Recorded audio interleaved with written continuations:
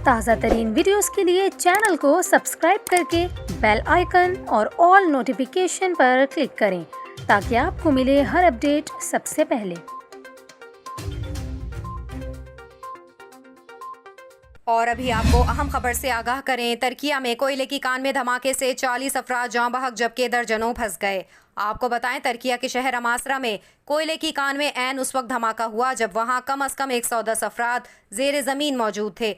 धमाके में अब तक 40 अफराद के जाँ बहक होने की तस्दीक की गई है, जबकि कान में फंसे अफराद को निकालने के लिए ऑपरेशन जारी है।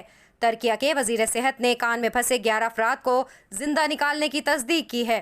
तुर्क वजीर दाखिला ने कहा कि कौम एक अफसोसनाक सूरत हाल से गुजर रही है। अभी भी 50 के करीब कानकुन जमीन के अंदर 250 से 300 मीटर की गहराई में 2 अलग अलग मकाम पर मौजूद हैं। तुर्किया के सदर रजब तैयब एर्दोगान अपनी तमाम मसरूफियात तर्क करके फौरी तौर पर जाए हादसा पर पहुंचे हैं। उन्होंने उम्मीद जाहिर की है कि मजीद जानी नुकसान नहीं होगा और हमारे कानकुन जिंदा बाहर निकाल लिए जाएंगे।